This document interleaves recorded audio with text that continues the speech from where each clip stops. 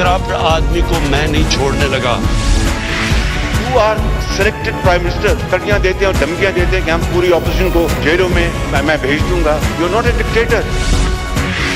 تم تو صرف کٹپٹلی ہو, تمہاری توڑے تو کوئی اور ہلا رہا ہے.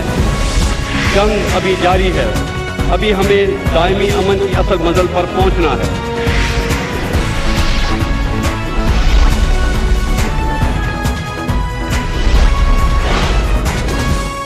آپ دیکھ رہے ہیں خبروں, تبصروں اور تجزیات پر مبنی پاکستان کا سب سے معتبر نیوز شو دنیا, کامران خان کے ساتھ. السلام علیکم, میں ہوں کامران خان. کراچی پورٹ سے منسلک مشہور رہائشی علاقے کیماڑی میں ایک مرتبہ پھر پراسرار گیس رہائشیوں کے لیے عذاب بن گئی ہے. کل سانس کی تکلیف میں مبتلا وہ لوگ جو اس گیس سے متاثر ہوئے ہیں, 4 ان میں سے دم توڑ گئے. انتقال کر جانے والے مریضوں کے علاوہ 11 اور مریض بھی کل ہاسپٹل میں لائے گئے اور پچھلے 2 دنوں میں متاثرہ مریضوں کی تعداد 22 تک ہو چکی ہے. ہاسپٹل انتظامیہ کے مطابق 18 دسمبر کو بھی 9 ایسے مریض لائے گئے تھے جنہیں سانس لینے میں شدید دشواری تھی اور ہوا میں بو محسوس کر رہے تھے. اب مسئلہ یہ ہے کہ اس بات کی تصدیق نہیں ہوئی کہ کیا واقعی فضا میں کوئی زہریلی گیس اس کی وجہ ہے یا کچھ اور. علاقہ مکینوں کا کہنا ہے کہ اس سال فروری میں بھی رات کے وقت زہریلی گیس پھیل گئی تھی اور پورا علاقہ متاثر ہوا تھا, اور یہی تشویش کی بات ہے کہ اس مرتبہ مریضوں میں تمام وہی علامات پائی جا رہی ہیں جو فروری کے مہینے میں پراسرار گیس لیکیج کی وجہ سے لوگوں میں پائی گئی تھی. اس وقت بھی اموات ہوئی تھی, سینکڑوں لوگ اس سے متاثر ہوئے تھے. تقریباً 70 کے قریب مریض آ چکے ہیں, ان کو سانس لینے میں تکلیف ہو رہی ہے. کچھ لوگ بے ہوش ہو گئے, یہ آنکھیں جلنے لگی اور پیٹ میں درد ہونا شروع.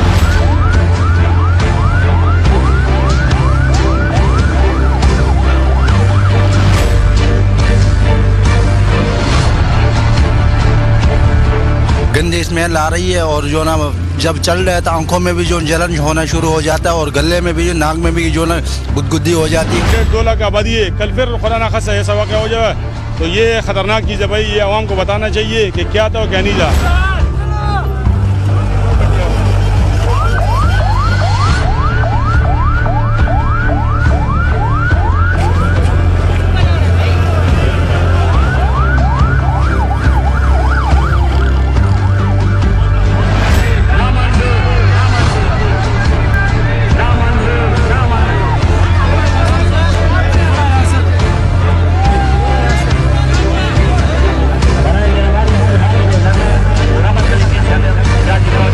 فروری میں بھی شبہ ظاہر کیا گیا تھا کہ اس کی وجہ پورٹ پر کھڑے جہاز سے سویابین کی منتقلی ہے, جس میں شاید مکمل احتیاطی تدابیر نہیں اختیار کی گئی.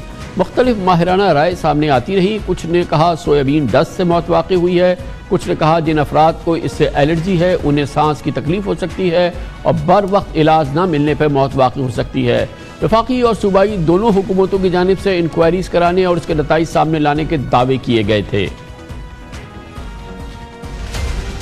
بڑی انفارچونیٹ بات ہے جو ڈیتھس ہوئی ہیں, لیکن اس کے تہ تک ہم نے پہنچنا پڑے گا تو انشور کہ یہ آگے کوئی مسئلہ نہ ہو. سندھ حکومت, انوائرمنٹ ڈپارٹمنٹ, ہمارا جو ڈیزاسٹر مینجمنٹ اتھارٹی ہے وہ, Pakistan army, Pakistan navy, NDMA, یہ سب مل کے سپارکو, ان سب کو ہم نے اکٹھا کیا ہے اور یہ سب مل کے اسیس کر رہے ہیں کہ اس کی وجہ کیا ہے. اس کی ایکسپرٹیز ایک ادارے کے پاس ہے جو پاکستان نیوی میں ہے, جو کہ biological chemical department, damage control department ہے.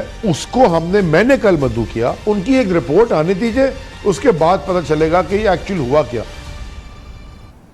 دعوے تو تھے مگر وہی ہوا جو ہوتا ہے. حتمی رپورٹ آج تک سامنے نہیں آئی ہے, نہ ذمہ داروں کا پتہ چلا ہے. 14 سے زائد اموات ہو گئی تھی, درجنوں لوگ اس سے بری طرح سے متاثر ہوئے تھے. پچھلے ماہ سندھ ہائی کورٹ نے واقعے سے متعلق پیش رفت رپورٹ 6 ہفتوں میں پیش کرنے کا حکم بھی دیا تھا. فروری میں پیش آئے واقعے کی اصل وجہ کیا تھی اب تک نہیں پتہ چل سکا, اور نتیجہ یہ ہے کہ آج بھی ہم اسی کیفیت سے گزر رہے ہیں.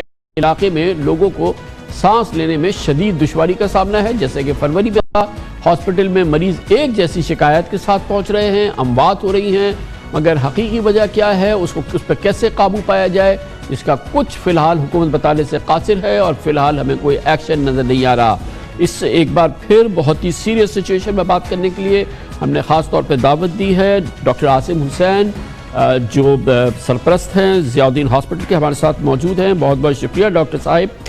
یہ فرمائیے گا کہ آپ کی جو فیسلٹی ہے جو ماشاءاللہ بہت ہی مایناز ہاسپٹل ہے کراچی کا، یہ اس وقت فرنٹ لائن ہاسپٹل ایک بار پھر فیبرری میں بھی اور اس بار بھی جو ہے کچھ اسی جیسی صورتحال نظر آ رہی ہے کہ لوگ اسی قسم کی سمپٹمز سے ہاسپٹل آ رہے ہیں اور 4 اموات بھی ہو چکی ہیں. کیا یہ دونوں ایک دوسرے سے ملے ہوئے واقعات لگتے ہیں ڈاکٹر صاحب؟ السلام علیکم کامران بھائی، بہت بہت شکریہ. کامران بھائی، بات یہ ہے کہ یہ فیبرری میں ہوا تھا پہلا واقعہ جس میں ضیاء الدین میں تقریباً 300 لوگ ٹریٹ کیے گئے اور اس میں کوئی درجن سے زیادہ کی ڈیتھ ہوئی. اس دفعہ پھر یہ لوگ آ رہے ہیں، 3-4 کی ڈیتھ ہو چکی ہے، 2-3 جو ہیں وہ آلریڈی ہاسپٹل کے اندر موجود ہے. اٹ از ویری انفارچونیٹ کہ حکومتی کسی ادارے نے انوائرمنٹل پروٹیکشن کے حساب سے کام نہیں کیا گیا. اگر اس وقت یہ اے میٹرز لگائے جاتے، ایئر کی انالیسس کی جاتی، تو ہمیں یقین ہے کہ ہمیں سب گیسز کا اور انوائرمنٹ میں جو ٹاکسک گیسز ہے اسے ہمیں پتہ چل سکتا تھا، اور اس کے اندر ٹیکنالوجی موجود ہے. یہ کہنا کہ ٹیکنالوجی موجود نہیں ہے یہ بالکل میں سمجھتا ہوں ایک غلط بیانیہ ہے. ہوا کے اندر تقریباً 6 ایسی ٹاکسک گیسز ہیں جو موجود ہوتی ہیں اور جو بہت ہی مائنر کوانٹٹی میں ہوتی ہیں، لیکن کسی وجہ سے کوئی والکینک ایرپشن ہو، ایمیشنز ہو، یہ اگر ٹاکسک لیول بڑھ جاتا ہے تو اس کی وجہ سے اس قسم کے سمپٹمز آ جاتے ہیں. ڈاکٹر صاحب جو آپ کے یہاں ان کا ڈائگنوسس ہوا، جو فیبرری میں ہوا یا جو اب ہوا، جو سمپٹمز ہیں، جو دوسرے سائنز ہیں، یہ سب سیم ہیں؟ ڈائگنوسس کیا ہے ان کا اور سمپٹمز وغیرہ بھی سیم ہیں؟ کل ایک ہے. اور یہ میں آپ کو بتاؤں، یہ ٹاکسک گیسز ہیں. ٹاکسک گیسز جو ہیں یہ 2 قسم کے ریاکشن کرتے ہیں. ایک تو اینافائلیکٹک ریاکشن کرتے ہیں کہ باڈی کے اندر اس کا ریاکشن شروع ہو جاتا ہے کہ آکسیجن کا لنگز کے اندر ایکسچینج نہیں ہوتا. اور دوسرا جو ان گیسز کا جو سب سے بڑا افیکٹ ہوتا ہے کہ یہ آکسیجن کی ٹرانسمیشن یا آکسیجن کا ایکسچینج جو ہے وہ بلاک کر سکتے ہیں. اور میں کامران بھائی آپ کو ایک چیز بتاؤں، یہ لوگوں نے، میں نے کوئی ریسرچ نہیں دیکھی، کچھ نہیں دیکھی، لیکن یہ جو عام طور سے گیسز ہوتی ہیں یہ جو ہیں یہ وہ ہوتی ہیں، مطلب they don't have test, smell نہیں ہوتی ان کی کوئی. میرا تو مطلب میرا ذاتی خیال ہے، آئی ایم ناٹ شیور، لیکن جس قسم کی یہ بتا رہے ہیں کہ یہ جو اسمیل آ رہی ہے یہ مجھے لگ رہا ہے یہ سویا بین سے اتنی نہیں آنی چاہیے. ہو سکتا ہے کہ وہاں پہ یہ پیٹرول کی بھی جیٹیز ہیں. میں سمجھتا ہوں یہ بنزین کے کلاسیکل سمپٹمز ہیں. There is no way to prove it right now, لیکن یہ پیٹرول میں بنزین نکلتا ہے یا تو کوئی ایسے شپس آتے ہیں یا ہوا کا رخ بدلتا ہے جس کے اندر بنزین جو کہ ایک پروڈکٹ ہے پیٹرول کا، اس کی وجہ سے یہ ہوتا ہے. اور یہ اس کے ڈاکٹر صاحب آپ جو بات کر رہے ہیں وہ یہ ہے کہ ایمیٹڈ گیسز، ٹاکسک گیسز کا ایٹماسفیئر میں ہونا، پھر اس کو کبھی اس کی اسمیل ہونا یا نہ ہونا، پھر اس کے اثرات ہے. مگر بیسیکلی تو پہلی ذمہ داری تو یہ ہے کہ ایسی کوئی ایمیشن نہ ہو. ساری دنیا میں پورٹ میں اس قسم کی گیئرز ہوتے ہوں گے، پروٹیکشن ہوتی ہوگی، اس کے لیے پورا ایک سسٹم ہوتا ہوگا کہ دس از امپاسبل کہ اس قسم کی ایمیشنز ہوں اور پھر ہم 8 مہینے میں دوبارہ اس قسم کی ایمیشن دیکھ رہے ہیں. کیونکہ آپ جس کی بات کر رہے ہیں کہ ٹھیک ہے وہ ایئر میٹر لگیں اس سے پتہ چلے گا کہ گیس ہے یا نہیں، مگر ہمیں تو روکنی ہے. کہاں سے یہ ایمیشن ہوتی ہے، اس کی سورس کا بھی تو پتہ لگانا ہے. پہلے تو یہ ہے کہ آپ آئیڈینٹیفائی کریں کہ کون سی گیس ہے، and then you go at the source. تو آپ کو یہ گیس کلیکٹ کرنی ہوگی. There is a method of collecting these gases. اور پھر کرومٹوگرافس ہیں اور ہائیلی ٹیکنیکل مشینز ہیں کہ جو بتا دیتی ہیں کہ گیس کتنی ہے اور اس کا لیول کتنا ہے. Is it an above acceptable level or is it lower than acceptable level. اب یہ پتہ نہیں حکومتوں نے کیوں نہیں کیا، کیا وجہ تھی. لیک آف ایکسپرٹیز ہے، بٹ لیک آف ایکسپرٹیز تو میں نہیں سمجھتا. اور میں یہ سمجھتا ہوں کہ کئی ہماری لیبارٹریز کے اندر یہ ریسرچ کی گنجائش ہے اور ہمیں ان بیسکلی ان انسٹیٹیوٹس کو سپورٹ کرنا چاہیے تاکہ اس قسم کی چیزیں انوائرمنٹل چیزیں ہم کر سکیں. کیا ارلی سائنز ہوتے ہیں ڈاکٹر صاحب جو اس سے ہٹ ہوتا ہے اس پیشنٹ کے ارلی سائنز کیا ہوتے ہیں؟ کیا ہم عوام کو بتا سکتے ہیں کہ اگر آپ کو اس قسم کی کوئی چیز ہو رہی ہے اور کیا انیشیل اس کا کوئی پریونشن ہے, کوئی ٹریٹمنٹ ہے فوری؟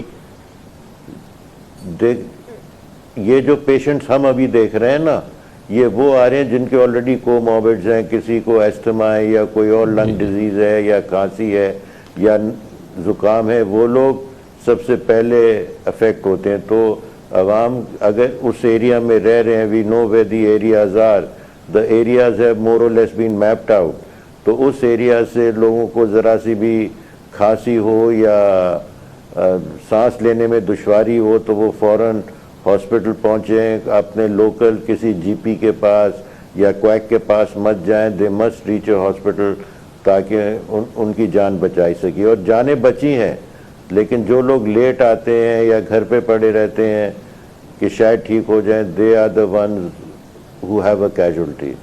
بہت بہت شکریہ ڈاکٹر عاصم حسین, سرپرست اعلیٰ ضیاء الدین ہاسپٹل ہمارے ساتھ موجود تھے. فروری میں بھی سینکڑوں لوگ اس سے متاثر ہوئے, 1 درجن سے زیادہ اموات ہو گئی. کیواڑی کے پورٹ کے علاقے میں کوئی گیس ایمٹ ہوتی ہے, ایک بار پھر ہو رہی ہے, 4 اموات ہو چکی ہیں اور بڑی تعداد میں لوگ ایک بار پھر ہٹ ہوئے ہیں. حکومت فی الحال خواب خرگوش کے مزے لیتی نظر آ رہی ہے.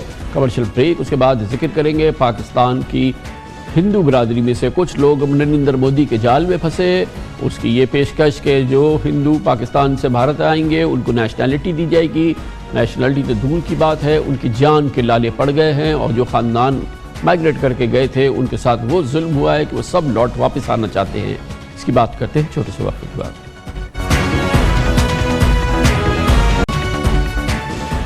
نریندر مودی کی حکومت پوری دنیا جانتی ہے انتہا پسند جماعت بھارتیہ جنتا پارٹی کی حیثیت سے نفرت پر مبنی فلسفے پر عمل پیرا ہے. بھارت کے مسلمانوں پر تو مظالم ڈھاتی ہی ہے, لیکن اب وہاں پاکستان سے آئے ہوئے ہندوؤں کی بھی درگت بن رہی ہے. حال ہی میں ہندو اقلیتی برادری کے اراکین جو پاکستان سے ہجرت کر کے بھارت چلے گئے تھے, ان کی جانب سے دل ہلا دینے والے واقعات سامنے آ رہے ہیں. کئی کو تو بھارتی انتہا پسندوں نے بھارتی حکومت کی ایما پر قتل بھی کر دیا ہے. اس حوالے سے پاکستان کے قومی کمیشن برائے اقلیت کے اجلاس میں بتایا گیا کہ وہ ہندو خاندان جو پاکستان سے بھارت ہجرت کر چکے ہیں وہ وہاں انسانی حقوق کی پامالی, امتیازی سلوک, بدسلوکی, خواتین اور بچوں کے خلاف بڑے پیمانے پر جرائم کی وجہ سے ہر صورت اپنے وطن پاکستان لوٹ آنا چاہتے ہیں. کئی خاندان آ بھی چکے ہیں. مودی حکومت نے اس سال ایک متنازع شہریت بل منظور کیا تھا جس میں بنگلہ دیش, پاکستان اور افغانستان سے انڈیا آنے والے ہندو, بدھ, جین, سکھ, مسیحی اور پارسی مذہب سے تعلق رکھنے والے غیر قانونی تارکین وطن کو شہریت دینے کا کہا تھا. اس فہرست میں مسلمان شامل نہیں تھے.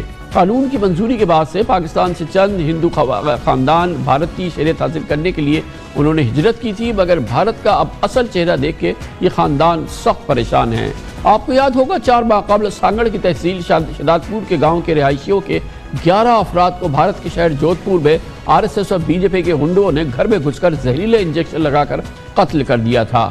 خاندان کے دوسرے رشتہ داروں کو فون پر قتل کی دھمکیاں دی گئی تھی.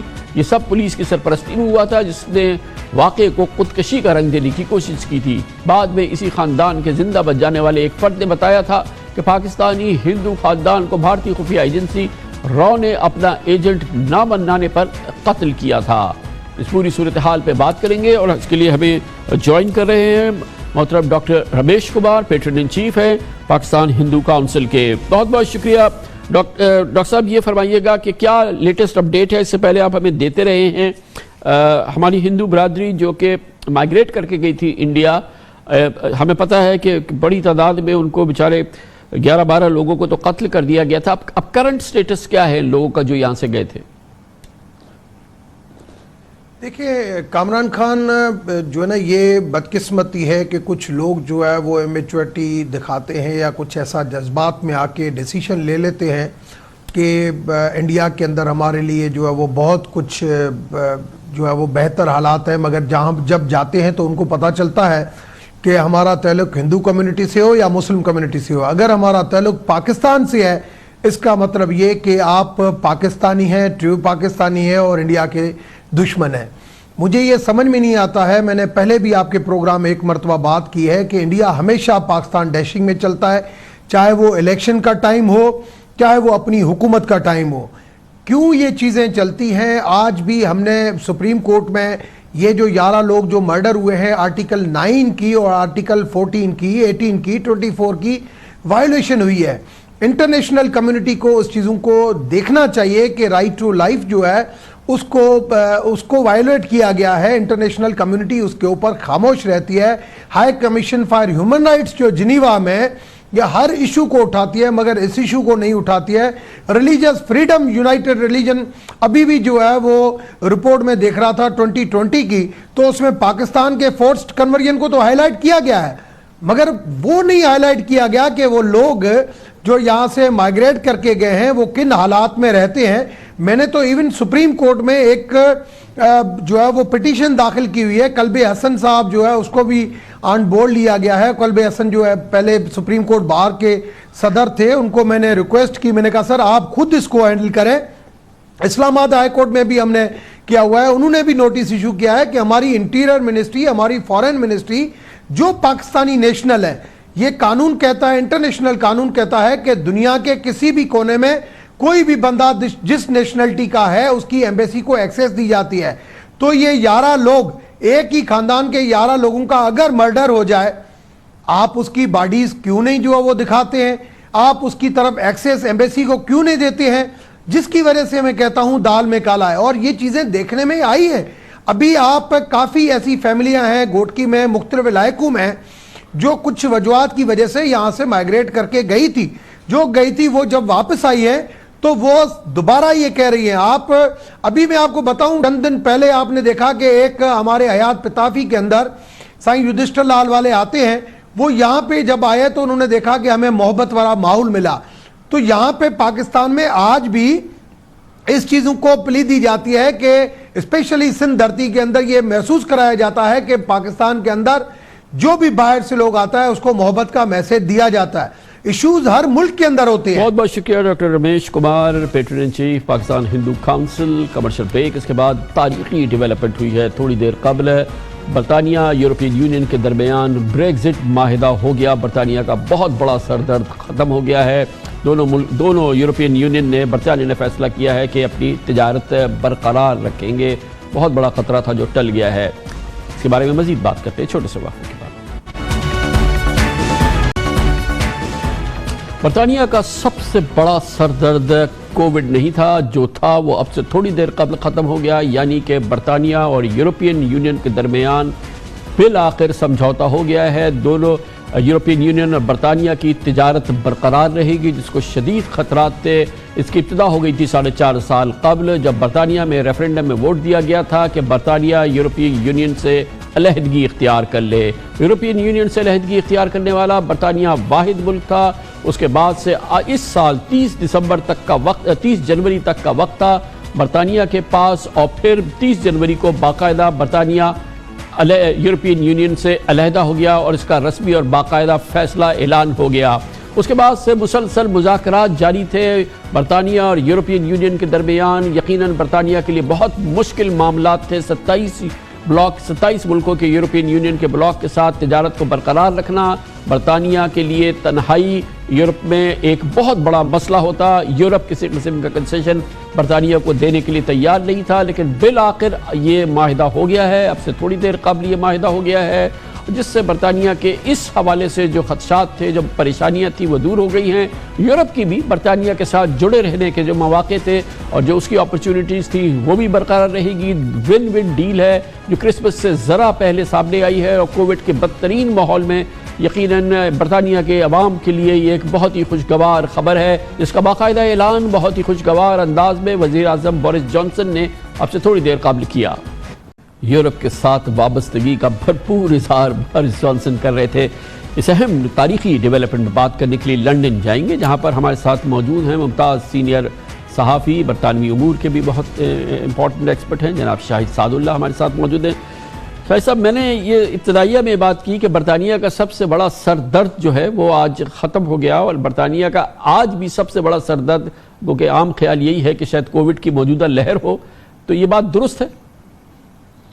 पूरे तौर पे नहीं, मैं इससे इत्तेफाक करूंगा कामरान, माफ कीजिएगा, क्योंकि ये जो सरदर्दी थी ब्रेक्सिट की, हाँ एक बहुत बड़ा मसला इसमें जरूर हल हुआ है कि सबको ये खदशात था कि अगर नो डील हुआ तो इसके नुकसानात बहुत लंबे और चौड़े होने थे, वो तो नहीं हुआ है। लेकिन अब इसके असरात आहिस्ता आहिस्ता क्या होते हैं ये आने वाला वक्त ही बताएगा। ये सही है कि एक फ्री ट्रेड डील हुआ है, ये सही है कि ये सबसे बड़ी ट्रेड डील है जो कि ईयू ने आज तक साइन की है अपनी तारीख में और यूके ने अपनी तारीख में साइन की है। 668 बिलियन पाउंड की ये ट्रेड डील है, तो आप समझ सकते हैं कि कितनी चीजें इसमें इंक्लूडेड है। मगर ये वो नहीं पोजीशन देती है यूके को जो उसकी ईयू से बाहर निकलने से पहले थी। चुनाचे अभी भी बॉर्डर्स रहेंगे, बहुत से गुड्स पे चेकिंग होगी। ये चेकिंग जो होगी ये दोनों आने वाले और जाने वाले दोनों तरफ चेकिंग होगी। इस चेकिंग पे पैसे खर्च होंगे, पैसों की वजह से जो ये गुड्स हैं उनकी कीमतें बढ़ेंगी, दोनों तरफ बढ़ेंगी। तो शायद साहब इसमें अभी एक गुंजाइश है ना कि इसको मजीद बेहतर बनाया जा सके या इसमें दोनों फरीकैन अपनी मजीद बेहतरी ढूंढ सके, क्योंकि 1 साल का मजीद वक्त है। 1 साल तक तो ये फिलहाल ये इसमें फ्री ट्रेड डील है ये, तो इसमें मजीद गुंजाइश है, क्योंकि आज बड़े जज्बाती अंदाज में बोरिस जॉनसन ने ये बात की। ये वो मुल्क है जिसने के 4.5 साल पहले अक्सरियत से यूरोपियन यूनियन से निकलने का फैसला किया कि हम स्ट्रेटेजिकली, हम जियोग्राफिकली, हम कल्चरली, हम हर लिहाज से यूरोप से जुड़े रहेंगे। तो हम जैसा बाहर वाला सोचता है कि फिर निकले क्यों थे भाई? बिल्कुल, और इसमें ये बहुत सही सवाल आपने किया है। और मैं अगर बताऊं तो इसके निकलने की वजह जो थी सिर्फ एक वजह थी। बोरिस जॉनसन साहब और जितने ये मतलब ब्रेक्सिट वाले हैं ये सब हमेशा कहते आए हैं कि हम अपने लॉज पे अपनी सॉवरेनिटी चाहते थे, जो लॉज हम पास करना चाहें वो हम चाहते थे। और ये सारे 450 साल के अरसे में किसी ने ये नहीं बताया कि भैया ये कौन से लॉज है मां सिवा एक लॉ के, और वो कौन सा है? वो इमिग्रेशन का है। और ये हमेशा टोरी पार्टी की जो है ये सबसे बड़ी कमजोरी रही है कि इमिग्रेशन के ऊपर वो जो है उनका आके मीटर फिर जाता है। ये हमेशा से यही रहा है। और इस सब जो डील हुई है, सारा ब्रेक्सिट हुआ है, इसमें जो सबसे बड़ी चीज है वो ये है कि अब बरतानिया को वो हक है कि यूरोपियन यूनियन के 27 और ममालिक जो हैं वहां से अगर कोई आना चाहता है तो एक तो फ्री होगी मूवमेंट, जो कि एक लिमिटेड अरसे के लिए, मेरे ख्याल में पहले 90 दिन का बताया जाता था, वही 90 दिन रहेगा। लेकिन जो काम करने की इजाजत, बिजनेस करने की इजाजत, पढ़ाई लिखाई की इजाजत, ये चीजों की अब इजाजत नहीं रहेगी। बहुत बहुत शुक्रिया जनाब शाहिद सादुल्लाह हमारे साथ लंदन से मौजूद थे। कमर्शियल ब्रेक, इस दौरान न्यूज हेडलाइंस देखें, जिसके बाद हम अपने प्रोग्राम के बाकी हिस्से के साथ वापस आते हैं। आप देख रहे हैं खबरों, तबसरों और तज्जियात पर मबनी पाकिस्तान का सबसे मोतबर न्यूज शो दुनिया, कामरान खान के साथ। बहुत ही अफसोसनाक डेवलपमेंट है। पाकिस्तान में कोरोना वायरस से अमवात में ख़तरनाक हद तक इजाफा हो रहा है। तकरीबन 6 माह बाद पिछले 24 घंटों में यौमिया अमवात की सबसे ज़्यादा तादाद रिकॉर्ड की गई। कल 2256 नए मरीजों का इजाफा हुआ और 111 अफराद कोरोना से इंतकाल कर गए। इससे कबल 30 जून को कोरोना से 118 अमवात हुई थी। सिर्फ पिछले 4 दिनों में 6300 नए कोरोना केसेस सामने आए, लेकिन 340 अमवात हो गई। गोया शरह अमवात अब 5.3% रही। दरअसल मास्क के इस्तेमाल में लापरवाही, समाजी फासले ना रखने की वजह से कोरोना तेज़ी से फैल रहा है। शादी ब्याह की तकरीबात, अवामी इज्तिमात कोरोना के फैलाव का बहुत बड़ा जरिया बन रहे हैं। पिछले 2 माह कोरोना केसेस और अमवात में इजाफे के हवाले से तबाहकुन रहे हैं। नवंबर उसके महीने कल तक 1,31,000 नए मरीजों का इजाफा हुआ है और 2572 अमवात हो चुकी हैं। इस वक्त अमेरिका, बरतानिया, कनाडा, रूस और मुत्तहिदा अरब इमारात समेत दुनिया के कई ममालिक में वैक्सीनेशन तेज़ी से जारी है, जबकि पाकिस्तान में भी शिद्दत से वैक्सीन का इंतज़ार है। हुकूमत ने वैक्सीन खरीदने के लिए $150 मिलियन मुख्तस किए हैं और मुल्क में चीनी कंपनी की वैक्सीन के 20,000 ट्रायल तकरीबन मुकम्मल हो चुके हैं। کورونا ویکسین خریداری پر کابینہ کمیٹی کا کل پہلا اجلاس ہوا اور کمیٹی کا ہدف کم قیمت پر جلد از جلد مؤثر اور معیاری ویکسین کو خریدنا رکھا گیا ہے۔ ہم اس ویکسین کی چوائس اور اس کی پروکیورمنٹ کے تقریباً فائنل مراحل میں ہیں۔ پاکستان جیسے ملک کے لیے بہت اہم تھا کہ ہم اپنی ویکسین پروکیورمنٹ جو ہے اس کو ایک بڑے سمارٹ طریقے سے کریں اور ٹارگیٹڈ کریں تاکہ ہم پیسے ضائع بھی نہ کریں اور ہمیں ویکسین بھی مل جائے۔ اسی وجہ سے ہم نے ایک سے زیادہ انٹیٹیز کے ساتھ اپنی جو گفتگو ہے وہ جاری رکھی ہے، اسی لیے چین اور روس کا بھی ذکر آتا رہا ہے، اور صرف ان کا نہیں، ہم جو باقی برطانیہ اور امریکہ میں ویکسینز بن رہی ہیں ان کے مینوفیکچررز کے ساتھ بھی ہم گفتگو کے اندر ہیں۔ جنوری سے لے کے مارچ کا جو ٹائم فریم ہے، اس میں جو پہلی کھیپ ہے سمجھتا ہوں جس میں ویکسین جو فرنٹ لائن ورکرز کو لگے گی اس کا استعمال شروع ہو جانا چاہیے۔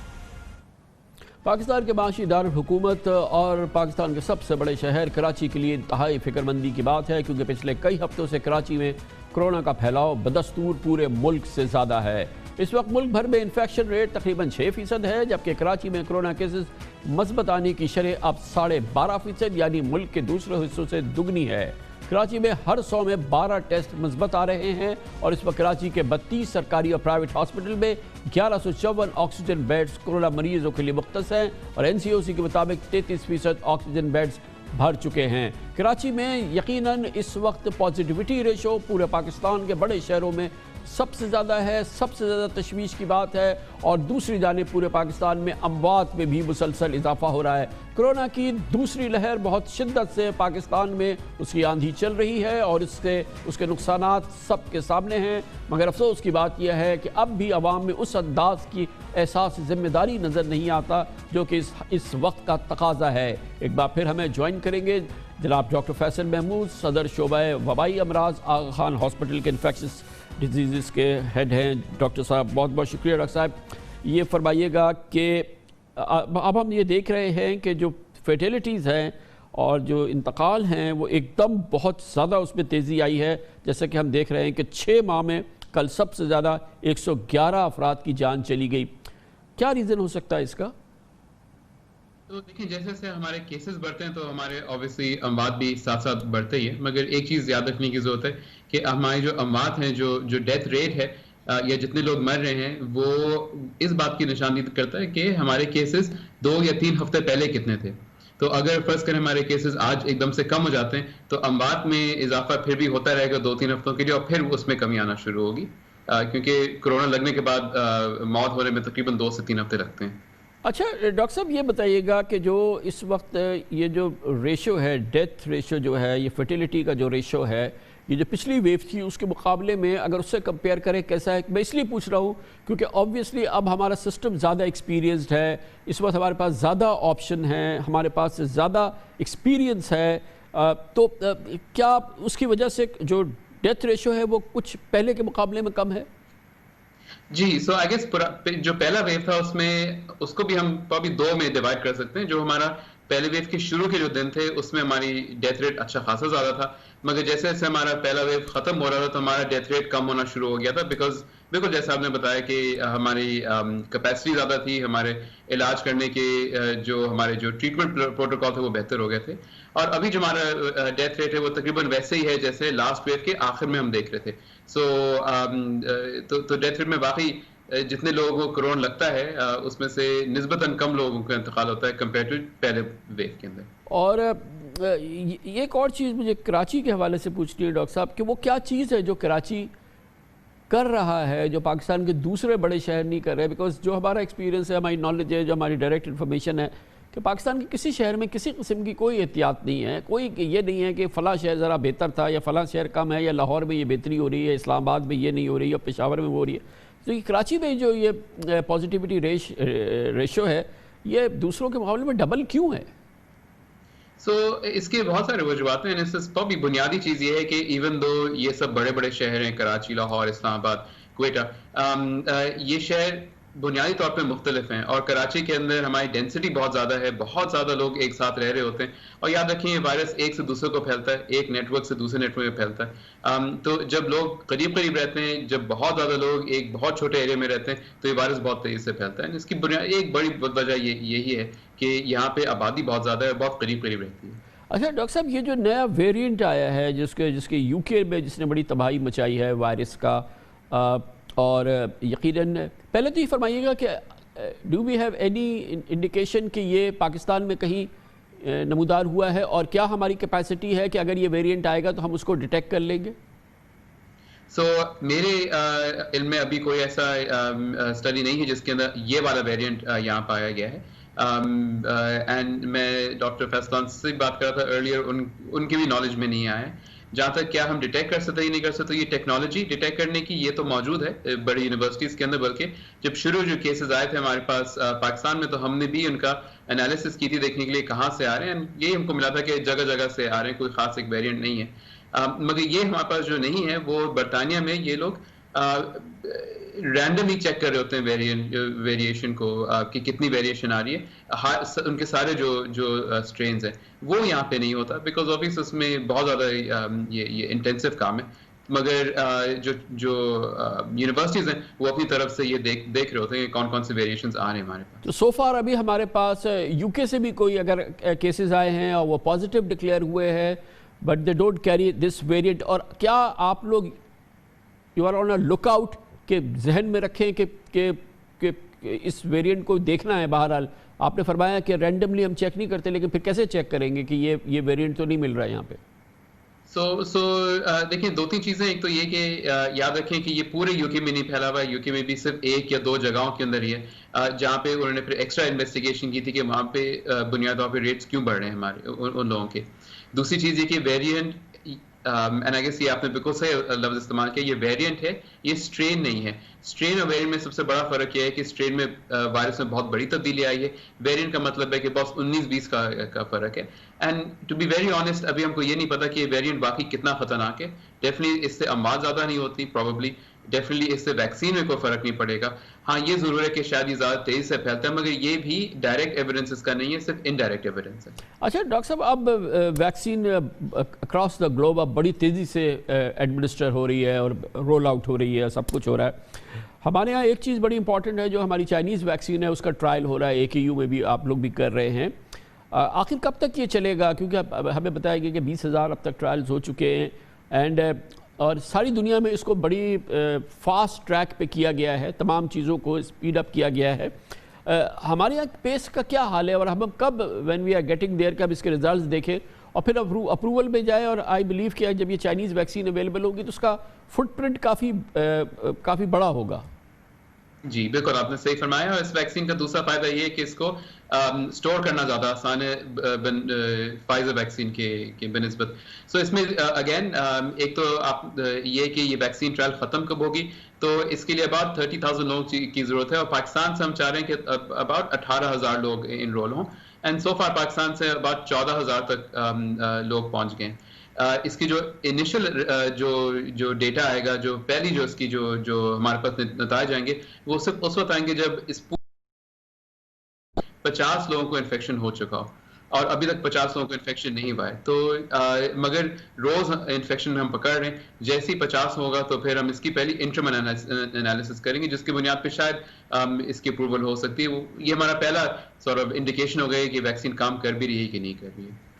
تھینک یو سو مچ، بہت بہت شکریہ. ڈاکٹر فیصل محمود ہمارے ساتھ موجود ہے، head of infectious diseases, Aga Khan university and hospital. Commercial break, اس کے بعد ذکر کریں گے وزیر اعظم عمران خان اپنی کابینہ کے وزراء کی کارکردگی کا جائزہ لینے کا کئی بار اعلان کر چکے ہیں. شاید اندرونی انہوں نے جائزہ بھی لیا، لیکن عوام تک پتہ نہیں چل رہا کہ ان کی کابینہ کے وزراء کی کارکردگی کیسی رہی ہے. 2.5 سال میں کس نے کیا کیا جھنڈے گاڑے، کون بری طرح سے ناکام ہوا ہے، اس کی کیوں ہم تک اطلاع نہیں پہنچ رہی، اور آئندہ اس کے لیے کیا طریقہ کار ہوگا، سب کچھ ہم پوچھیں گے وفاقی وزیر اطلاعات و نشریات سینیٹر شبلی فراز سے چھوٹے سے وقفے کے بعد.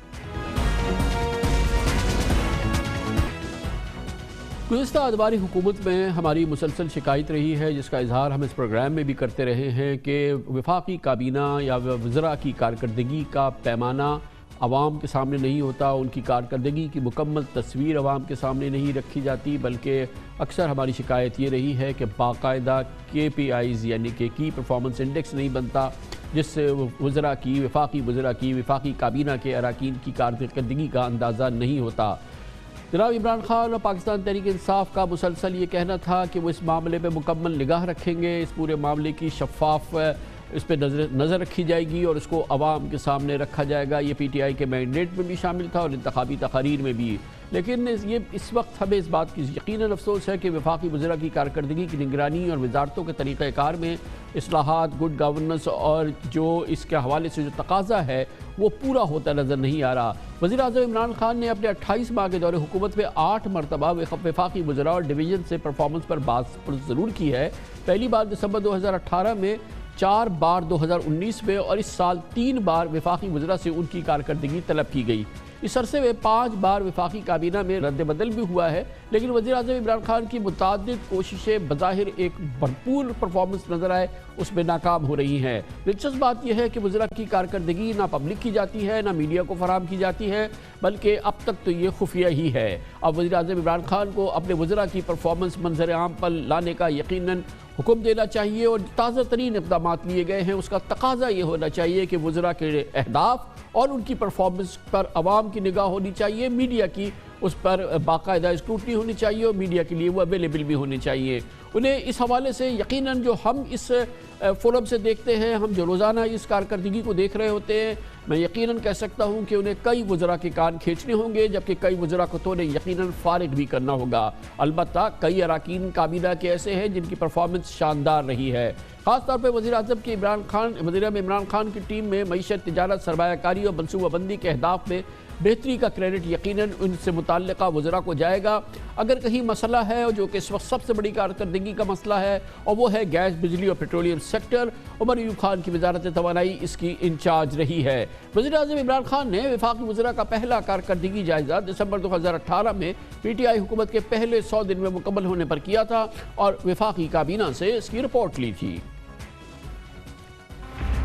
منسٹرز کی کیا پرفارمنس ہے 100 دن میں. اب سارے منسٹرز نے اپنی اس ہفتے میں دیکھوں گا، ساروں نے مجھے رپورٹس دی ہیں کہ اب تک انہوں نے کیا اچیو کیا، وہ آگے کیا کرنے جا رہے ہیں اور کاسٹ کٹنگ کتنی کی. یہ 3 چیزوں کے اوپر میں انشاءاللہ اس ہفتے کے اوپر فیصلے کروں گا. ہو سکتا ہے ہم کئی وزیروں کو چینج کریں. اس کے بعد جنوری 2019 میں وزیر اعظم عمران خان نے وزراء اور وفاقی محکموں اور سرکاری ملازمین کی کارکردگی کی نگرانی کے لیے کئی ٹاسک فورسز بنائیں. پچھلے سال 4 مرتبہ مخصوص وزارتوں کو اہداف حاصل کرنے اور کارکردگی میں بہتری لانے کے لیے 3 ماہ کی ڈیڈ لائن بھی دی گئی. پچھلے سال اگست میں وزیر اعظم عمران خان نے خفیہ طرز پر حکمرانی پر کاری زب لگائی اور وزراء کو جھنجھوڑنے کے لیے ان وزارتوں کی کارکردگی پبلک کرنے کے عزم کا اظہار کیا. حکومت نے یہاں تک فیصلہ کیا کہ ہر کچھ عرصے بعد روزانہ ایک منسٹری سے جواب طلبی ہوگی، لیکن کم از کم اس کی معلومات ہم تک سامنے نہیں آئی، اس کے اثرات سامنے نہیں آئے. کبھی ایسا ہوا بھی یا نہیں ہوا یہ بھی ہمیں نہیں پتہ چلا. آج ایک منسٹری کے ایک ڈویژن کا اور اس کے ساتھ اٹیچ ڈپارٹمنٹ کا پرفارمنس ایجنڈا، پرفارمنس اور اچیومنٹس اور اس کے ساتھ اگلا پورا ہفتہ ہم نے یہ فیصلہ کیا کہ حکومت دہلی ایک منسٹری جو ہے وہ جواب دہ ہوگی. پچھلے سال سپٹمبر میں 27 وزارتوں کو سخت تنبیہ کے ساتھ جواب طلبی کے نوٹس بھیجے گئے. اس سال اپریل میں وزیر اعظم عمران خان نے صحافیوں سے گفتگو میں بعض وفاقی وزراء کی کارکردگی پر سخت ناراضگی کا اظہار کیا، جس کے دوران ان وزارتوں کو وارننگ جاری کی گئی. اس سال جون میں 11 وفاقی وزراء کے ساتھ کارکردگی کے معاہدے ہوئے اور وزیر اعظم عمران خان نے وزراء کو دسمبر تک کی مہلت دی اور بصورت دیگر ان کے خلاف اقدامات کیے جانے کا خوف بھی دلایا تھا. پرائم منسٹر صاحب نے آخری کیبنٹ میٹنگ میں یہ کہا کہ آپ کے پاس 5.5 مہینے ہیں پرفارم کرنے کے لیے منسٹرز کو، لیکن اور ان کو یہ اس کا مطلب یہ ہے کہ ان کو پورا احساس ہے کہ ابھی آپ کے پاس 6 مہینے میں آپ نے اپنے آپ کو اوپر لے کے جانا ہے، تگڑا کرنا ہے. انہوں نے یہ کہا منسٹرز کو کہ اس کے بعد جو ہے وہ وقت جو ہے وہ آپ کے ہاتھ سے نکلنا شروع ہو جائے گا اور دوسری طرف انیشیٹو دوسری طرف چلا جائے گا. یہ ڈیڈ لائن گزری. 6 مہینے بعد پرسوں ایک بار پھر وفاقی کابینہ کی کارکردگی کا امتحان ہوا. وزیر اعظم عمران خان کو وفاقی وزراء نے اپنی وزارتوں کی رپورٹ پیش کی. وزارتوں میں کام کی رفتار بڑھانے اور اہداف کے حوالے سے روایتی مشق ہوئی. کسی وزیر کی کارکردگی پبلک نہیں ہوئی. ہمیں نہیں پتا کس نے کیا کارکردگی دکھائی. وزیر اعظم کے معاون خصوصی برائے اسٹیبلشمنٹ محمد شہزاد ارباب خاص طور پر ہمارے پروگرام میں شریک ہوئے پرسوں، اور انہوں نے اس حوالے سے یہ جوابات دیے کہ آئندہ اس سلسلے میں کیا ہوگا اور کیا اب تک کیا گیا ہے اور آئندہ وزراء کی کارکردگی کیا عوام دیکھ سکیں گے یا نہیں. اس پر جناب محمد شہزاد ارباب نے ہمارے پروگرام میں جوابات دیے تھے. सरकारी मशीनरी चलती है प्रोसेस से, उसमें इंटर मिनिस्ट्रियल कोऑर्डिनेशन भी होती है, एक कोऑर्डिनेटेड एफर्ट की ज़रूरत है। मेरे ख्याल में सबसे बड़ा जो ओवरऑल हमारा मशीनरी है उसमें जो कमज़ोरी और जो गैप्स आई हैं वो ये है कि इंटर मिनिस्ट्रियल कोऑर्डिनेशन में बहुत कमी है। जिन तमाम हजरात ने काबीना के वजीरों की हैसियत से हल्फ उठाया था, उन्होंने किया क्या पिछले 2.5 साल के अंदर, इसका कोई जायजा आप हमें दे सकते हैं? उस पे तो मेरे ख्याल में हम पहली बार हमने जितने भी इनिशिएटिव्स हैं उसको क्वांटिफाई किया। ये पहली बार पाकिस्तान में हो रहा है। मिनिस्ट्रीज ने काफी काम किए हैं, लेकिन जिस तरह मैं बता रहा हूँ कि वो क्वांटिफाई नहीं थे। ये तो आप आइंदा की बात कर रहे हैं। 2.5 साल तक इन्होंने क्या गुड़ दिखाया, जरा हम देखें तो सही। अब बहुत सारों का पता भी है, बहुत, लेकिन मैं अब इंस्टीट्यूशनलाइज हमने इस तरह किया है जो उसके बाद हम ऑब्जेक्टिवली उनकी कहने में असेसमेंट कर सकते हैं। तो थोड़ा सा अभी हमें टाइम दे दें, 1 महीना, उसके बाद फिर इंशाल्लाह हम आपको बताएंगे कि इस मिनिस्ट्री ने ये किया है, इस मिनिस्ट्री ने ये नहीं किया, इस हद तक किया या इस हद तक नहीं किया इंशाल्लाह। मोहम्मद शहजाद अरबाब साहब बहुत ही सीजनड एक्स ब्यूरोक्रेट हैं, वज़ीर आज़म की मावनत करते हैं इस्टेब्लिशमेंट के और ब्यूरोक्रेसी के उमूर के हवाले से। इस तमाम मामला पर बात करने के लिए आज हमने दावत दी है। खुसूसी तौर पे हमारे साथ शरीक हो रहे हैं सेनेटर शिबली फराज साहब, वफाकी वज़ीर इत्तलात व नशरियात। बहुत बहुत शुक्रिया शिबली फराज साहब। 2.5 साल से वज़ीर आज़म कई बार ये प्रोसेस कर चुके हैं जिसमें कि वफाकी काबीना के वज़रा की कारकर्दगी का जायज़ा लिया जाता है, ऐसा होना भी चाहिए। लेकिन ये कारकर्दगी क्या रही, किसने अपने हदफ पूरे किए, किसने अपने हदफ पूरे नहीं किए, और इस हवाले से आइंदा के क्या अहदाफ है, ये कभी हमसे शेयर नहीं किया गया। ये क्यों मामला खुफिया है, अवाम को क्यों नहीं पता चलता? क्योंकि हमें तो बज़ाहिर ये लगता है कि कई वज़रा ऐसे हैं जिनका हमें समझ में नहीं आता कि वो काबीना में हैं क्यों।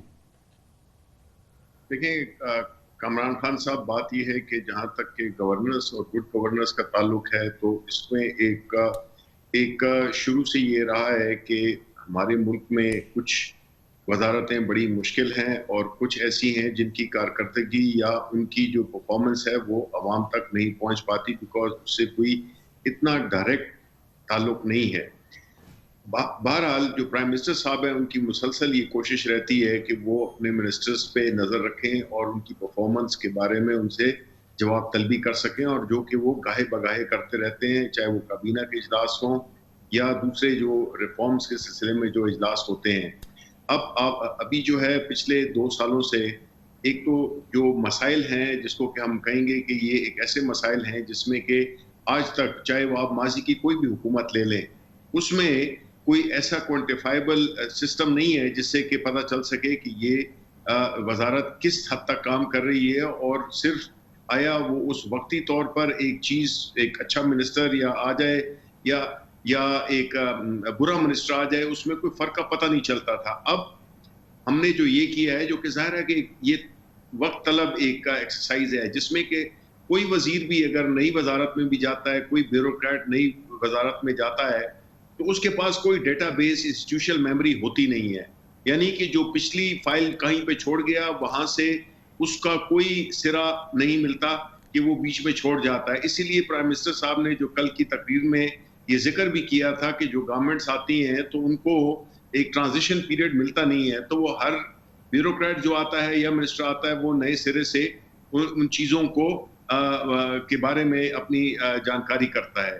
तो अभी जो ये एक मैकेनिज्म जो कि फाइनलाइज हुआ है, हमारी जो रिफॉर्म्स कमेटी है जिसमें कि इशरत हुसैन साहब भी हैं, जिसमें अरबाब शहजाद साहब भी हैं, उसमें एक परफॉर्मेंस इवैल्यूएशन का एक मैट्रिक्स बनाया गया है जिसमें कि बड़े कॉन्क्रीट अहदाफ के साथ, उनकी टाइम लाइन्स के साथ उन पे जो है तो एक जवाब तलबी की जाएगी जो कि क्वार्टर वाइज है। और जब ये क्वार्टर खत्म होगा तो ये फरमाइएगा, क्योंकि ये सब पब्लिक सर्वेंट हैं और ये सब पब्लिक ऑफिसर्स हैं और ये सब पब्लिक के इलेक्टेड लोग हैं, तो ये जो अहदाफ और ये जो मैट्रिक्स बनाया गया है, जो कि KPIs इनके तय किए गए हैं, ये अगर हमारे साथ भी शेयर किए जाएँ, आवाम से भी शेयर किए जाएँ, तो इन्हीं वज़रा पे थोड़ा सा दबाव भी होगा कि आफ्टर ऑल उन्हें काबीना के बंद कमरों के अंदर ही नहीं बल्कि आवाम को भी इसका जवाब देना है। नहीं, इसमें खास तौर पे ये आपकी रिकमेंडेशन होनी चाहिए, जाहिर है। बिल्कुल जी, इसमें कोई शक नहीं है कि कोई भी डेमोक्रेटिक सबसे पहले जवाबदेह होती है अवाम के सामने और मीडिया के सामने, क्योंकि मीडिया की वसातत से वो अवाम तक वो आगाही पहुंचती है। तो जो ये मैं आपको मैट्रिक्स दिखा रहा हूँ, इसमें बड़ी क्लियर कट हर क्वार्टर वाइज, सब्जेक्ट वाइज, मसलन ये मेरी मिनिस्ट्री का जो है तो मैट्रिक्स चार्ट है जिसमें कि पूरी उससे बताया गया है कि कौन सा प्रोजेक्ट है, क्या उसकी टाइमलाइन है اور اس پہ جو ہے تو اور یہ ایگریمنٹ جو ہے پرائم منسٹر صاحب کا اور وہ جو کنسرن منسٹری ہے اس کے ساتھ جو ہے تو یہ سائن ہوتا ہے. تو اس کے بعد ذرا چیزیں زیادہ آسان اس لیے ہو جاتی ہیں کہ وہ ایک تو پرائم منسٹر جو کہ ٹیم کے لیڈر ہیں ان کو آگاہی ملتی ہے کہ کون سا منسٹر کس حد تک اپنے جو اس نے پرومس کیے تھے یا جو جن اہداف پہ اس نے ایگری کیا تھا وہ پورا اترا ہے. اور پھر یہی جو ہے تو عوام کے ساتھ میڈیا کے ساتھ بھی ہم شیئر کریں. یہ تو سب سے پہلے سینیٹر صاحب یہ تو سب سے پہلے ویب سائٹ پہ آ جانا چاہیے, متعلقہ منسٹری کی ویب سائٹ پہ ہونا چاہیے, جس کو دیکھنا ہے دیکھ لے. بالکل جی, یہ میں آپ کے سے ٹوٹلی ایگری کرتا ہوں. میرا اپنا میں اس وقت کنفرم نہیں کہہ سکتا بیکاز آپ کے پروگرام پہ میں کوئی غلط بیانی نہیں کروں گا یا کسی پروگرام پہ, لیکن یہ آپ درست کہہ رہے ہیں کہ یہ جو ہے یہ جو ٹارگٹس ہیں اور یہ جو آبجیکٹیوز ہیں وہ ویب سائٹ پہ بھی ہونے چاہیے کہ عوام دیکھ سکیں کہ کون سی منسٹری کے کون سے اہداف ہیں اور آیا وہ مکمل ہوئے ہیں اپنے مقررہ وقت میں اور مقررہ کاسٹ میں یا نہیں ہوئے ہیں. تو یہ ہے جو گورنمنٹ میں جو ٹرانسپیرنسی لانے کی ہم کوشش کر رہے ہیں. تو اس سے یہ ہوگا کہ ہم پہ ایک تو عوام کا چیک ہوگا, دوسرا یہ ہوگا کہ میڈیا کا چیک ہوگا, اور تیسری بات یہ ہے کہ مقصد تو یہ ہے کہ ہم نے اس ملک کو اگر آگے لے جانا ہے تو جو بھی گول سیٹ کرنے ہیں اور ہر چیز کی آگاہی پتہ ہونی چاہیے کہ پھر عوام خود ہی فیصلہ کریں کہ کون سی منسٹری ٹھیک کام کر رہی ہے. سر صاحب یہ فرمائیے گا, کیونکہ آپ کا اپنا بڑا ماشاءاللہ ایکسپیرینس ہے پرائیویٹ سیکٹر کا, آپ کے پی آئیز اور پھر اس کی بیسس پہ جو ایویلیویشنز ہوتی ہے اس پہ بڑا بلیو کرتے ہیں. تو ہمیں کم از کم 2.5 سال کا تو یہ تو پتہ چلے کہ جو کابینہ کے وزراء ہیں پچھلے 2-2.5 سال سے انہوں نے کیا کیا کیا ہے اب تک کا, تو کم از کم ہمیں رپورٹ کارڈ دینا پلیز کہ یہ ہمیں پتہ تو چلے کہ ان لوگوں نے کیا کیا کیا ہے. ویسے تو چھپے رہتے ہیں, سوالوں کے جواب دینے کے لیے تو ملتے بھی نہیں ہیں, کہیں ٹویٹر پہ نظر آ جاتے ہیں, تو یہ کم از کم ابھی تو بتائیں نا.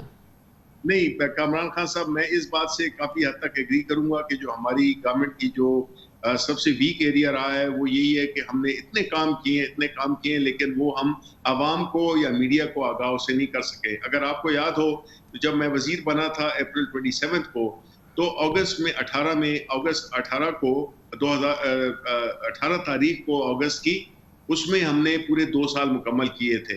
تو وہ ساری کارکردگی جتنی بھی منسٹریز کی تھی اس کے لیے ہم نے پورا ایک کتاب بنائی تھی جس میں کہ ہر منسٹری نے جو کام اب تک کیے ہیں وہ اس کو ہم عوام کی نظر میں لائے تھے, میڈیا ہر ایک کے سامنے ہم لائے تھے, اور وہ ابھی بھی اویلیبل ہے, ویب سائٹ پہ بھی اویلیبل ہے, اور اس پہ اللہ تعالیٰ کا فضل ہے کہ کسی نے کوئی سوال تک نہیں اٹھایا اس کی اوتھینٹسٹی کے بارے میں. خود بھی آ کے جواب دینا چاہیے. مثال کے طور پہ آپ کے جو پرائیویٹائزیشن کے منسٹر ہیں, اگر آپ 2.5 سال میں آپ گننا چاہیں گے تو آپ کو شاید 2.5 منٹ 22 منٹ کی ان کی کہیں پبلک اپیرنس نظر آئے گی. یہ کیسے ہو سکتا ہے کہ ایک اتنا امپورٹنٹ منسٹر ہے, وہ کبھی کسی انٹرویو میں نہیں آتا, کبھی کسی سوال کا جواب نہیں دیتا. بڑا احترام ہے میاں محمد سومر صاحب کے لیے, لیکن آفٹر آل یہ گورنمنٹ کی اتنی امپورٹنٹ منسٹری ہے, یہ کیسے پاسبل ہے؟ ہمیں تو کبھی ہماری تو ان سے فون پہ بھی بات نہیں ہو سکتی ہے. آپ بالکل درست فرما رہے ہیں, اور ابھی ہماری انفارمیشن منسٹری کا یہ انیشیٹو ہے جو کہ پرائم منسٹر کی ہدایت پہ ہم نے شروع کر رہے ہیں, جس میں کہ ہر منسٹر جواب دہ ہوگا اور وہ میڈیا پہ جائے گا اور اپنی متعلقہ منسٹری کے بارے میں وہ آگاہ کر سکے گا, کیونکہ اس میں ہمارا بھی فائدہ ہے. کیونکہ ہماری منسٹریز میں جو سچی بات ہے کامران خان, بہت کام ہو رہا ہے, کئی چیزیں ہو رہی ہیں, لیکن بدقسمتی سے وہ اس کو شو کیس نہیں کر سکے ہیں. اب یہ ہم نے پوری ایک حکمت عملی بنائی ہے جس میں کہ ہر منسٹر اور ہم وہ سارے چینلز پہ جو بھی ہیں مختلف چینلز پہ جائیں گے, ہمارے منسٹر جو بھی ان کو بلائے اور وہ اپنے سوالات کا جواب دیں, اور سب سے پہلی بات یہ کہ وہ بتائیں کہ انہوں نے ان کی منسٹری نے ابھی تک کیا کیا چیزیں کی ہیں. بہت بہت شکریہ سینیٹر شبلی فراز صاحب, وفاقی وزیر اطلاعات و نشریات ہمارے ساتھ تھے. وعدہ ہے کہ ان وزراء کو ہمارے سامنے لایا جائے گا اور ہم ان سے سوال جواب کر سکیں گے. جو چھپے ہوئے ہیں ان کو نکالا جائے گا اور ان کو کہا جائے گا کہ وہ پبلک کو فیس کرے, سوالوں کے جواب دے. خبر سے بریک, اس کے بعد ذکر کریں گے اسٹیٹ بینک آف پاکستان کی بہت زبردست انیشیٹو تھی روشن ڈیجیٹل پاکستانی اکاؤنٹ, جس میں کہ بیرون ملک پاکستان میں اپنا بینک اکاؤنٹ اپنے گھر بیٹھے اپنے ممالک میں کھول سکتے ہیں, ڈالر کی سرمایہ کاری کر سکتے ہیں, بہترین منافع حاصل کر سکتے ہیں. اور اس کا جیسا کہ توقع تھی بہت شاندار رسپانس آیا ہے, اور اس میں بہت زیادہ پوٹینشل ہے, بہت زیادہ ایکسائٹمنٹ ہے بیرون ملک پاکستانیوں کے لیے. اس پر ایک بار پھر بات کریں گے چھوٹے سے وقفے کے بعد.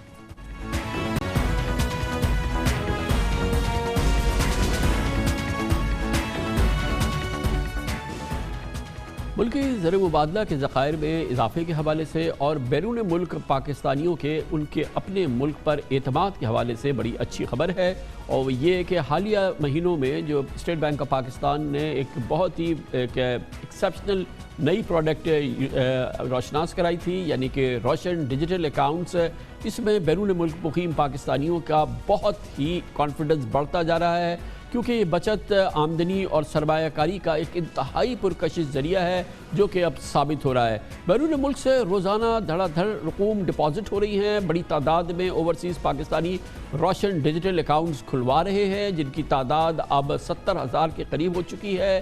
फ़िलहाल इसमें $200 मिलियन से ज़ायद आ चुके हैं और लग ये रहा है कि बहुत तेज़ी से लोगों का कॉन्फिडेंस इस प्रोडक्ट में बढ़ रहा है। आज इसकी अहमियत, जिस अंदाज से लोगों का कॉन्फिडेंस बढ़ रहा है, वज़ीर आज़म इमरान खान ने अपने एक ट्वीट में बताई। उन्होंने कहा कि ओवरसीज़ पाकिस्तानियों का मशकूर हूँ, वह हमारा अजीम असासा है। उन्होंने पहले $100 मिलियन 76 दिनों में पाकिस्तानी बैंकों में जमा कराए, जबकि अगले $100 मिलियन महज 28 रोज़ में वतन पहुँचे। गोया कि जो जिस तेज़ी से ये कॉन्फिडेंस बढ़ रहा है उसकी भरपूर अक्कासी हुई है रोशन डिजिटल बैंक अकाउंट्स में हालिया दिनों में, ख़ास तौर पर गुज़िश्ता माह में। और ख्याल ये है कि नए साल से इसमें भरपूर इजाफा होगा। दरअसल हुकूमत बैरून मुल्क मुकीम पाकिस्तानियों के लिए रोशन डिजिटल अकाउंट्स और नया पाकिस्तान सर्टिफिकेट की शक्ल में डॉलर्स की शरह में बहुत ही अट्रैक्टिव 7% तक नाकाबिले यकीन मुनाफा फराहम कर रही है। और इम्पॉर्टेंट बात यह है कि ये वो ज़माना है जब दुनिया भर में बैंकों की शरह सूद जो है वो ना होने के बराबर है। और यकीनन इस माहौल में किसी भी बैरून मुल्क पाकिस्तानी के लिए एक आसान तरीके से अपने मुल्क में, अपने शहर में बैठ के पाकिस्तान में अकाउंट खुलवाना और फिर उसको मुख्तलिफ हवालों से इस्तेमाल कर लेना और लाने ले जाने में कोई मसला ना होना, यकीनन और फिर उसके लिए इतनी बड़ी मुनाफे की शरह हो, ये एक बहुत ही ज़बरदस्त स्कीम थी जो हुकूमत ने लॉन्च करी और अब उसके बड़े पॉजिटिव रिजल्ट्स भी सामने आ रहे हैं। हमारा इस मुल्क का सबसे बड़ा असासा ओवरसीज़ पाकिस्तानी है और हम अभी तक उसको टैप नहीं कर सकते। ये जो पहला कदम और बड़ा कदम उठाया रोशन डिजिटल अकाउंट्स खोल के, ये इसका इंशाल्लाह आप देखेंगे कि बहुत बड़ा हमें फ़ायदा होगा। ये एक मौका देता है पाकिस्तानियों को पार्टिसिपेट करने का पाकिस्तान की बिजनेसेस में। हमारी जो भी बहुत बड़ा इनिशिएटिव हमारा कंस्ट्रक्शन का है, किसी भी सेक्टर में वो आते हैं इन्वेस्ट करने के लिए, वो हाउसिंग है, रियल एस्टेट है। और ये एक और इंशाल्लाह ये जो हमारा 2 मेगा सिटीज़ की तरफ हम जा रहे हैं, ये बेहतरीन उनके लिए अपॉर्चुनिटीज़ इन्वेस्ट करने की होंगी। वज़ीर आज़म इमरान खान ने 10 सितंबर को बैरून मुल्क मुकीम पाकिस्तानियों के लिए रोशन डिजिटल अकाउंट्स का बाकायदा आगाज़ किया था। ओवरसीज़ पाकिस्तानी रोशन डिजिटल डॉलर्स में मुनाफा कमा रहे हैं, फौरी तरसीलाते ज़र बिलों की अदायगी कर रहे हैं। रोशन डिजिटल अकाउंट्स खोलने के लिए नॉन रेजिडेंट्स पाकिस्तानियों को बैरून मुल्क किसी बैंक, सिफारत खाने या कौंसलेट जाने की ज़रूरत नहीं पड़ती। रोशन डिजिटल अकाउंट्स के सिलसिले में 8 commercial bank state bank of Pakistan के रोशन पाकिस्तान पोर्टल से मुंसलिक हैं। ऑनलाइन इंफॉर्मेशन के जरिए 48 घंटों में डिजिटल अकाउंट खुल जाता है। रियल टाइम में गैर मुल्की करेंसी और पाकिस्तानी रुपए का तबादला होता है। ट्रांजैक्शन की रकम पर हर किस्म की टैक्स छूट है। सेविंग अकाउंट्स में लाइबोर प्लस 3 से 4% रेट दिया जा रहा है, जबकि इस अकाउंट के जरिए non resident Pakistani stock market, securities और रियल स्टेट में भी सरमायाकारी कर रहे हैं। रोशन डिजिटल अकाउंट्स के जरिए रिहायशी और कमर्शियल प्रॉपर्टी भी खरीद सकते हैं। नया पाकिस्तान सर्टिफिकेट में सरमायाकारी पर नॉन रेजिडेंट पाकिस्तानियों को 3 माह से 5 साल तक के सर्टिफिकेट पर 5.5% से 7% तक डॉलर्स में मुनाफा मुकर्रर किया गया है। रोशन डिजिटल अकाउंट्स और नया पाकिस्तान सर्टिफिकेट के जरिए भी पाकिस्तानी बैंकों और स्टॉक मार्केट में सरमायाकारी की वजह से डॉलर्स की बैंकिंग चैनल से रेल तेल में इजाफा हुआ है। मुसलसल छठे महीने तरसीलाते ज़र $2.25 अरब से ज़्यादा वसूल हो रही है और डॉलर के रेट पिछले 2 महीने से 160 रुपए के आसपास मुस्तहकम हैं। अच्छी प्रॉमिसिंग डेवलपमेंट है। इस पर बात करने के लिए हमने दावत दी। हमारे साथ मौजूद हैं Khurram Shahzad, chief executive officer हैं अल्फा बीटा कोर के, फाइनेंशियल और कॉर्पोरेट अफेयर्स पे बड़ी गहरी निगाह रखते हैं खुर्रम साहब। खुर्रम शहजाद साहब, ये बताइएगा कि पोटेंशियल तो बहुत ज़्यादा है इस किस्म की प्रोडक्ट आजकल के ज़माने में, जबकि इंटरनेशनली इंटरेस्ट रेट कुछ नहीं मिल रहा। आप अपने घर में बैठ के पाकिस्तान में अकाउंट भी खोलें और फिर उस प्रोडक्ट से आप कई चीज़ें पाकिस्तान के अंदर कर सकें। فی الحال تو اگر اس کا پورا پوٹینشیل ہم یوز کریں تو یہ تو ٹپ آف دا آئس برگ ہے کہ اتنے دنوں میں $200 ملین آئے ہیں. جی بالکل کامران صاحب، دیکھیں اس وقت جو ہے 300% کی گروتھ ہے. ایوریج ڈپازٹ جو ہے اس وقت ایک اکاؤنٹ میں جو آ رہا ہے، انیشیلی جب یہ اکاؤنٹ انیشیٹ کیا گیا تھا اس وقت 24,000 اکاؤنٹس کھلے تھے پہلے مہینے میں اور $21 ملین رفلی جو ہے وہ آئے تھے، جس کا مطلب یہ تھا تقریباً کوئی $1,100 جو ہے پر اکاؤنٹ بن رہا تھا. 24 ملین ڈالر 21,000 اکاؤنٹس تھے، اور اب جو ہے وہ تقریباً 60,000 اکاؤنٹ سے $200 ملین ہیں. 28 دن میں جو انفلو آیا ہے وہ میسو ہے، اور پر جو ڈپازٹ آ رہا ہے اکاؤنٹ میں $3,350 آ رہا ہے. اب پوٹینشیل دیکھیں کیا ہو سکتا ہے. پاکستان کی جو ڈائسپورا ہے یا اوورسیز پاکستانیز ہیں وہ 90 لاکھ ہیں پوری دنیا میں، اور اگر ایوریج آپ ریمیٹنس دیکھیں، جو ریمیٹنسز آتی ہیں، ایوریج پاکستانی ایکسپیٹس یا اوورسیز جو بھیجتا ہے تقریباً $2,500 پر ایئر بھیج رہا ہے وہ. اور اس سے بھی بڑی جو پوٹینشیل ہے وہ مڈل ایسٹ میں ہے. مڈل ایسٹ 60% ہماری ریمیٹنسز جو ہے وہ اٹریکٹ کرتا ہے وہاں سے. ان کا جو ایوریج نمبر ہے، ایوریج پاکستانی جو وہاں سے ریمیٹنس ہر سال بھیجتا ہے $3,000 ہے. اس کا مطلب یہ ہوا کہ آپ اس پوٹینشیل کو صحیح سے گیج کریں. 90 لاکھ پاکستانی میں سے 2% بھی اگر آپ جو ہے وہ کامیاب ہو جائیں ٹیپ کرنے کے لیے تو $1 بلین جو ہے 5,000 جو ہے وہ ڈالر پر اکاؤنٹ سے آرام سے آ سکتا ہے. یہ خرم صاحب، اور یہ اس میں ابھی آئی تھنک کہ اتنی اویئرنیس ہمارے تمام پاکستانیوں کے نہیں ہے، کیونکہ ظاہر ہے کہ جو پڑھے لکھے ہیں یا جو اسکلڈ ہے یا نان اسکلڈ لوگ جو باہر ہیں، کیونکہ اگر اس کو وہ راؤٹ کرے، ریمیٹنس تو ان کو پاکستان بھیجنی ہے، لیکن اگر وہ جو یہ روشن ڈیجیٹل اکاؤنٹس ہے اس کے تھرو کریں یا اس کے ذریعے ان کو پتہ چلے کہ اس طرح کی ان کی جو پیسے ہیں وہ میکسیمائز ہو سکتے ہیں اور اس کا اتنا پوٹینشیل ہے، تو یہ جو جتنے ریمیٹنسز ہیں اس میں سے جیسے آپ نے کہا کچھ پرسنٹیج اگر اس کے تھرو آئے گی تو پھر یہ تو گیم چینجر ہو سکتا ہے. اس میں کامران صاحب یہ ایڈیشنل ہوگا. انفیکٹ اگر ریمیٹنسز اپنی جگہ آ رہی ہیں، ان کا فلو تو $2 بلین پر منتھ بڑھ رہا ہے. اس میں بہت سارے ریزنز ہیں، کووڈ کا ایک بہت بڑا ریزن ہے. میں آپ کو یہ بتاتا چلوں کہ اس میں 4 ایسپیکٹس ہیں جن پہ اگر غور کیا جائے، کام کیا جائے تو اس مومنٹم کو بہت زیادہ بڑھایا جا سکتا ہے. ایک تو یہ ہے کہ اس وقت کووڈ کی وجہ سے ارننگز کیپیسٹی جو ہے یا کیپیبلٹی جو ہے اکانومیز کی وہ کم ہوئی ہے، خاص کر مڈل ایسٹرن اکانومیز کی، جس کی وجہ سے ہمارے ارننگ کیپیبلٹی ابھی کم ہے. یہ جس طرح سے بہتر ہوگی، ایک ایوریج پاکستانی کی ارننگ کیپیبلٹی بھی بڑھے گی.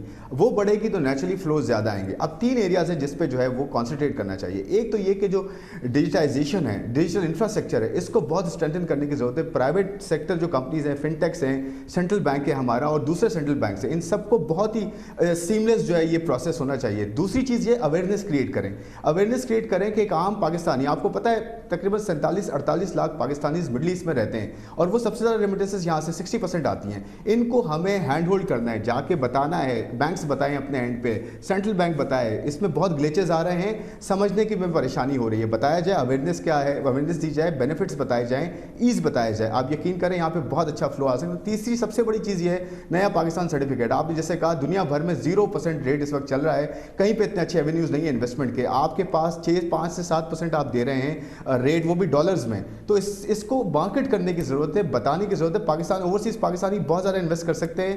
ہمیں ویکلز اسٹرکچر صحیح پرووائڈ کرنا ہے. بہت پیسہ پاکستان پہ انویسٹ ہو سکتا ہے اور وہ اس پہ انویسٹ کرنا چاہتے ہیں. ہمیں بہت بڑی ضرورت ہے کہ ہمارے جتنے بھی ریزروز ہیں وہ بڑھ سکیں.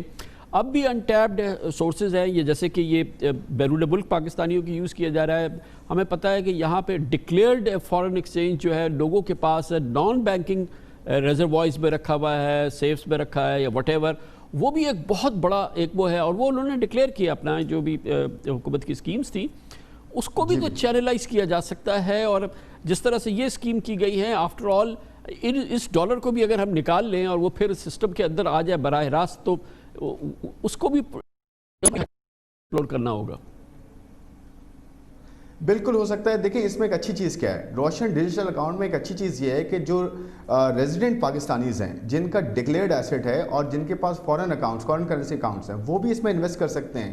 وہ بھی اپنے ڈالرز دنیا بھر سے اٹھا کے اس اکاؤنٹ کے تھرو اپنے نیا پاکستان سرٹیفکیٹ میں اتنے ہمارے پاس بہت کوئریز آتی ہیں اور آ بھی رہی ہیں کہ اتنے اچھے ریٹ پہ کیا انویسٹ کیا جا سکتا ہے ڈکلیئرڈ ایسٹس ہیں جس کے. تو میرے خیال میں یہ جو $1 بلین کا میں نے پوٹینشیل بتایا یہ ایکچولی بہت کم ہے، منیمم ہے. یہ ہم 2% جیسے میں نے کہا 2% ہم ایکسپیٹس پاکستانیز کو ٹیپ کریں، ریزیڈنٹ پاکستانیز جو ہیں وہ بھی آپ کے جو ہے جا کے انویسٹ کریں، تو نیچرلی بلینز ڈالرز میں جو ہے امپیکٹ آ سکتے ہیں. میں آپ کو تھوڑی سی ایک اور ایگزامپل دیتا ہوں کہ انڈیا نے کیا کیا تھا. 2006 میں 3 اکاؤنٹس لانچ کیے تھے اور اس میں ڈالر تھا, روپی تھا اور ایک لوور آرڈنری اکاؤنٹ تھا. آپ یقین کریں پہلے سال میں 6 بلین ڈالرز آئے تھے, 2010 اور 12 کے بیچ میں 12 بلین ڈالرز آئے, 2014 میں 38 بلین ڈالرز آئے تھے وہاں پہ. یہ NRIs کو جو انہوں نے جو ہے وہ ٹیپ کیا تھا. تو پاکستان میں پوٹینشیل کیوں نہیں ہو سکتا؟ صرف ضرورت اس امر کی ہے کہ ہم صحیح اسٹرکچر کریں, صحیح سے وہیکل کریٹ کریں, ان کو صحیح سے ایز آف جو ہے وہ flow of information, flow of funds جو ہے وہ آسان بنائیں, ان کے لیے انفراسٹرکچر کریٹ کریں.